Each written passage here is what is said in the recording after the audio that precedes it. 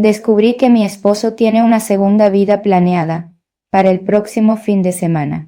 Y el resto de nuestra vida juntos depende de si soy capaz de perdonar una mentira que todavía no sucede. Llevamos casados 4 años y siempre presumí de tener la relación más transparente del mundo. Pero hoy me doy cuenta de que la transparencia es solo una cortina de humo cuando alguien sabe esconder muy bien sus verdaderas intenciones. Todo empezó con una notificación que no debía ver en el teléfono de Julián mientras él estaba en la ducha. Y, aunque sé que revisar el celular de tu pareja es cruzar una línea roja, la forma en que su pantalla se iluminó repetidamente me dio una sensación en el estómago que no pude ignorar.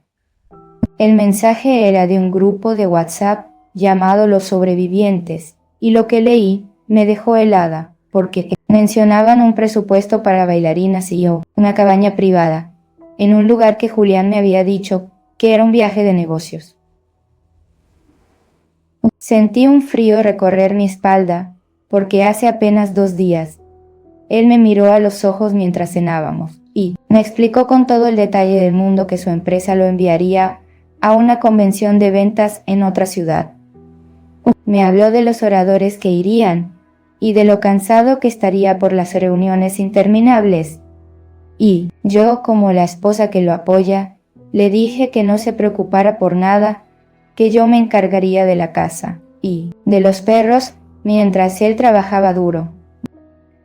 Me quedé mirando la pantalla del celular, sintiendo que el aire me faltaba, y me preguntaba cómo alguien puede mentir con tanta naturalidad mientras te acaricia la mano.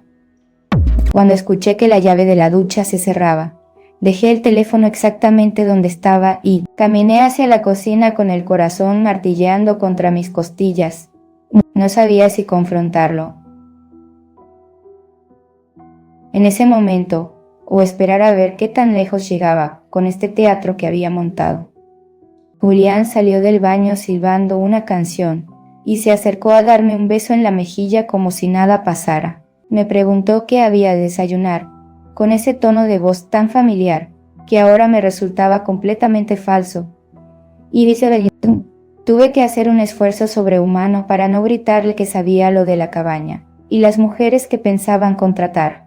Él seguía hablando de su supuesto viaje de negocios y mencionó que incluso tendría que comprar un traje nuevo para la cena de gala del sábado. Le pregunté si de verdad era necesario tanto protocolo para una convención de ventas y él se rió diciendo que en ese mundo las apariencias lo son todo. Me sentí enferma al darme cuenta de que las apariencias eran lo único que quedaba en nuestra casa. Esa misma tarde, decidí que no iba a quedarme de brazos cruzados mientras él se preparaba para su despedida de soltero, encubierta de un amigo suyo, llamado Carlos, a quien yo apenas conocía. Empecé a investigar por mi cuenta y descubrí que Carlos no se iba a casar por amor, sino que era su tercer matrimonio. Y que el grupo de amigos de Julián tenía una tradición de hacer estas escapadas, donde lo que pasaba se quedaba bajo llave. Me pregunté cuántas veces antes me habrían mentido de esta manera y si los viajes anteriores de Julián también habían sido montajes de este tipo. La duda empezó a carcomerme, y cada recuerdo de nuestra relación se sentía contaminado por la posibilidad de una traición constante. Esa noche no pude dormir. Me quedé observando a Julián mientras roncaba plácidamente a mi lado, pensando en cómo el hombre que prometió protegerme estaba planeando engañarme de la forma más cínica posible. No entendía por qué no podía simplemente decirme que quería ir a una fiesta con sus amigos y por qué sentía la necesidad de inventar toda una convención empresarial con itinerario incluido. Llegó el miércoles y Julián empezó a empacar su maleta con una alegría que me resultaba insultante mientras me pedía que le ayudara a elegir sus mejores camisas, porque quería causar una buena impresión a los directivos. Le pregunté si de verdad no iba a haber tiempo para divertirse un poco en ese viaje. Él me respondió con una seriedad absoluta que el trabajo era lo primero y que preferiría estar en casa conmigo viendo una película. Esa mentira fue el límite para mí, porque ver cómo me manipulaba emocionalmente para hacerme sentir que él era la víctima de un trabajo exigente, fue demasiado. Decidí que no iba a arruinar su matrimonio con una escena de celos antes del viaje, sino que iba a dejar que él mismo lo arruinara cometiendo el error que tanto estaba preparando. Llamé a una de mis mejores amigas y le conté todo lo que había descubierto, buscando un poco de cordura en medio de este caos. Mi amiga me sugirió que lo confrontara de inmediato, pero yo quería ver hasta dónde llegaba su descaro y quería pruebas irrefutables de que no solo era una fiesta, sino algo que rompiera nuestros acuerdos básicos.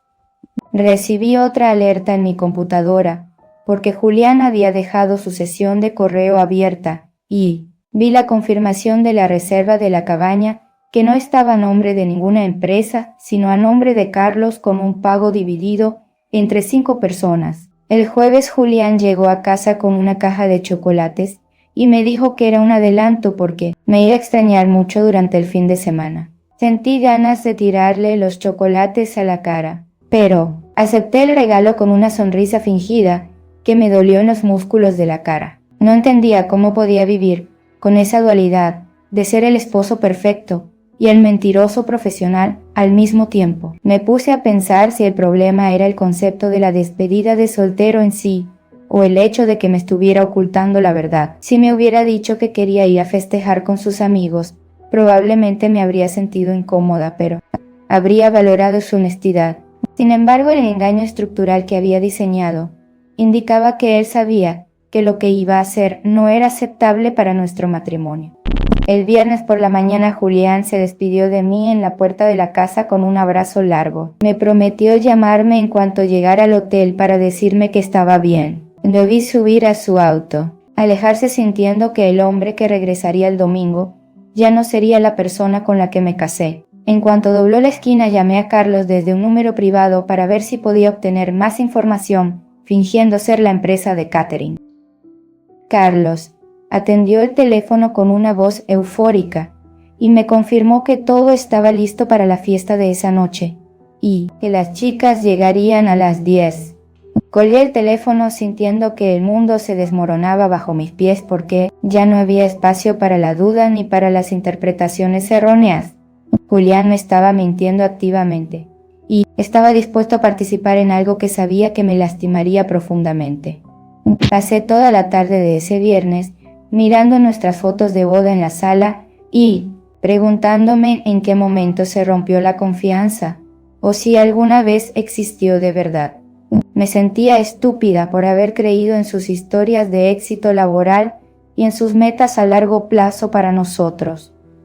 Decidí que no me quedaría en casa llorando y busqué la dirección de la cabaña que había visto en el correo electrónico de Julián. Estaba a solo 3 horas de distancia.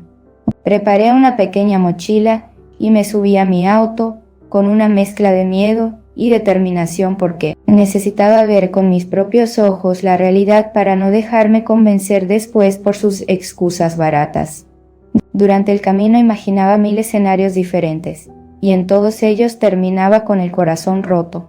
No comprendía cómo llegamos a este punto, donde la vigilancia era mi única herramienta de defensa.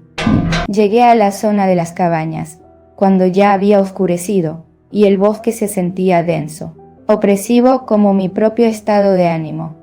Estacioné el auto a una distancia prudente para que no reconociera mi vehículo. Caminé entre los árboles hacia la luz que emanaba de la casa principal.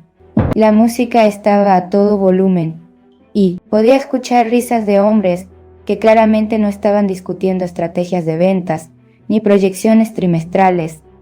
Me acerqué a una de las ventanas laterales y lo que vi me dejó sin aliento porque Julián estaba sentado en un sofá con una copa en la mano, riéndose a carcajadas de algo que decía una mujer sentada a su lado. No era solo una fiesta de amigos, sino un ambiente cargado de algo que yo no podía ignorar. Me quedé allí paralizada viendo cómo el hombre que me juró lealtad se comportaba como si yo no existiera en su universo. Sentí una rabia fría apoderarse de mí y estuve a punto de entrar y armar un escándalo frente a todos, pero algo me detuvo. Me di cuenta de que si lo hacía, él encontraría la forma de culparme por haberlo seguido y por invadir su privacidad. Necesitaba ser más inteligente que eso si quería proteger mi futuro. Saqué mi teléfono y grabé unos minutos de la escena asegurándome de que su rostro fuera claramente visible bajo las luces de la sala. Regresé al auto temblando de pies a cabeza y me quedé allí sentada en la oscuridad durante lo que parecieron horas. Me preguntaba si esto era lo que quería para el resto de mi vida, o si este descubrimiento era la señal que necesitaba para salir de una relación que se basaba en una fachada. El silencio del bosque solo hacía que los gritos en mi cabeza fueran más fuertes y me sentía tan sola como nunca antes. En mis 30 años, manejé de regreso a casa a mitad de la noche con la mente en blanco y el corazón en pedazos. Llegué al amanecer y entré a nuestra casa sintiendo que ya no me pertenecía. Cada mueble y cada adorno me recordaba a la vida que creía haber construido con esfuerzo y amor. Me acosté en la cama matrimonial, sintiendo el espacio vacío a mi lado. Y sí, me pregunté si Julián estaría pensando en mí en ese momento, o si yo era lo último en su lista de prioridades. El sábado por la mañana recibí un mensaje de texto de Julián, que decía que la convención estaba siendo muy productiva, pero muy agotadora y que me amaba mucho. Casi vomito al leer esas palabras porque la desconexión entre su realidad y su mensaje era una forma de crueldad que yo no podía procesar. Le respondí que me alegraba mucho y que descansara cuando pudiera manteniendo el juego hasta el final. Pasé el resto del sábado empacando sus cosas con una calma extraña que me asustaba a mí misma. No tiré su ropa por la ventana ni quemé sus fotos porque quería mantener mi dignidad intacta mientras desmantelaba nuestra vida juntos. Puse todo en cajas perfectamente selladas y las dejé en la entrada del garaje para que fuera lo primero que viera al llegar. Me di cuenta de que arruinar su matrimonio no era mi intención, sino que él ya lo había hecho en el momento en que decidió que su diversión secreta valía más que nuestra honestidad mutua. Yo solo estaba haciendo oficial una ruptura que ya había ocurrido en la oscuridad de sus mentiras. Me sentí triste por los años perdidos, pero también sentí un alivio inmenso de no tener que vivir más bajo la sombra de la sospecha. El domingo por la tarde, escuché su auto entrar en el camino de entrada, y mi cuerpo se puso en alerta máxima. Julián entró a la casa con una sonrisa radiante, y empezó a contarme lo increíble que había sido la supuesta cena de gala. Lo dejé hablar durante 10 minutos, observando cada gesto y cada inflexión de su voz maravillada por su capacidad histriónica. Cuando finalmente hizo una pausa, le pregunté si se había divertido mucho en la cabaña con Carlos. El rostro de Julián pasó del entusiasmo a un blanco cadavérico en cuestión de segundos y el silencio que siguió fue el más pesado que he experimentado en mi vida. Trató de tartamudear algo sobre una confusión y que yo debía haber entendido mal, pero yo simplemente saqué mi teléfono y le mostré el video que había grabado el viernes por la noche. No hubo necesidad de más palabras, porque la evidencia era absoluta. Él se derrumbó en el suelo llorando y pidiendo perdón, diciendo que fue una debilidad momentánea y que todos sus amigos lo hacían. Me explicó que no quería lastimarme y que por eso me mintió, pero yo le dije que el dolor no venía de la fiesta, sino de la traición sistemática a mi confianza. Verlo allí tirado me hizo sentir una mezcla de lástima y asco, porque el hombre fuerte y exitoso del que me enamoré se había desvanecido. Me pidió una oportunidad para ir a terapia de pareja y para demostrarme que podía cambiar. Pero yo ya había tomado mi decisión mientras empacaba sus cajas el día anterior. Le señalé la entrada del garaje y le dije que sus cosas estaban listas para que se fuera esa misma noche.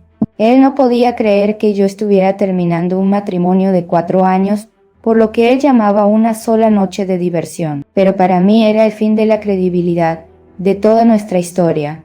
Julián se fue de la casa gritando que yo era una exagerada y que estaba destruyendo algo hermoso por una tontería. Se llevó sus cajas y me dejó en el silencio de una casa que ahora se sentía demasiado grande. Me senté en el sofá y lloré durante horas por la pérdida de lo que yo creía que teníamos. Al mismo tiempo sentí que por primera vez en mucho tiempo podía respirar, sin sentir un peso en el pecho. Semanas después me enteré por amigos comunes de que Julián seguía diciendo que yo era la mala de la historia y que le había arruinado la vida por un viaje de negocios malinterpretado.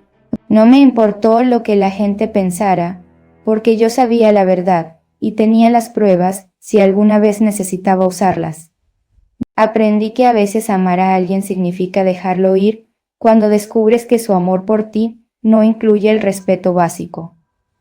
Hoy puedo decir que estoy empezando de nuevo y, aunque todavía hay días difíciles donde extraño la rutina de nuestra vida, me doy cuenta de que prefiero estar sola que vivir con un extraño que finge ser mi esposo. La despedida de soltero fue solo el catalizador que reveló las grietas profundas que ya existían. Agradezco haber tenido el valor de mirar por esa ventana aquella noche fría. Sé que muchas personas pensarán que fui demasiado dura o que debí perdonarlo, pero nadie sabe lo que es sentir que tu realidad entera es una mentira hasta que lo vive en carne propia.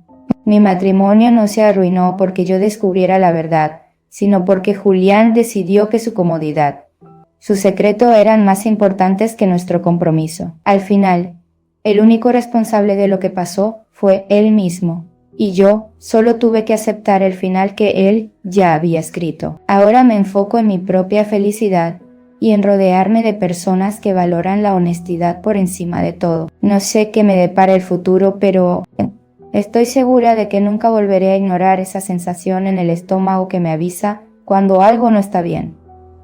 El proceso de sanación es largo y complicado, pero cada paso que doy me aleja más de la mentira, me acerca más a la mujer que quiero ser.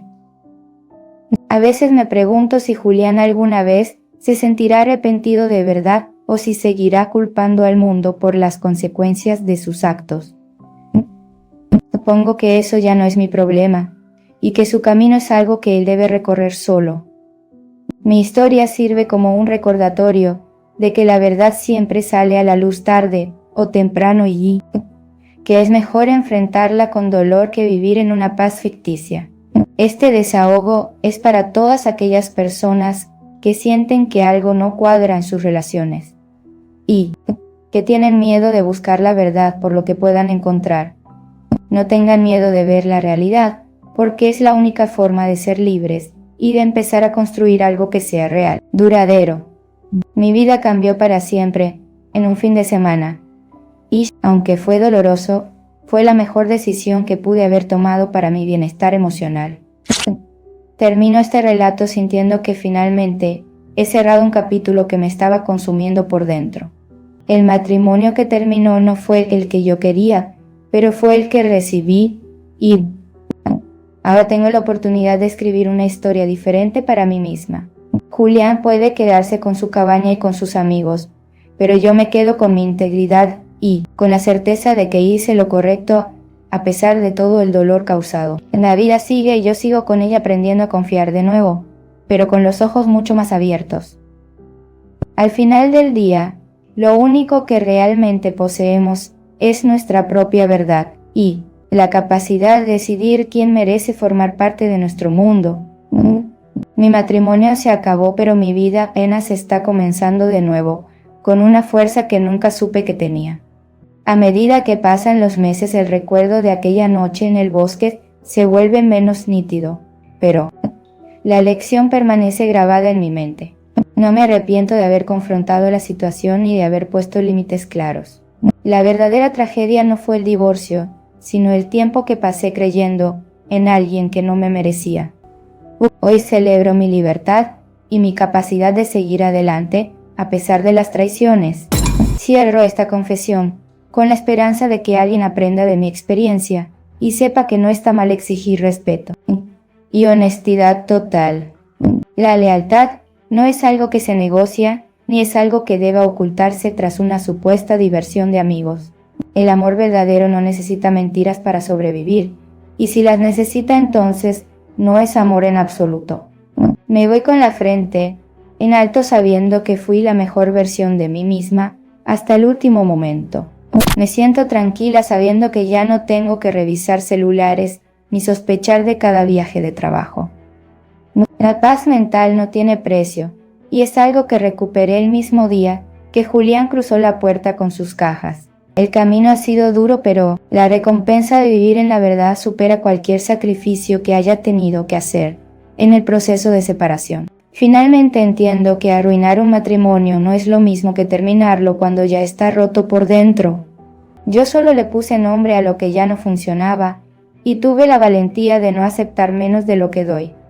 Mi historia con Julián ha terminado definitivamente y el silencio de mi casa ahora se siente como una melodía de esperanza para los días que vendrán.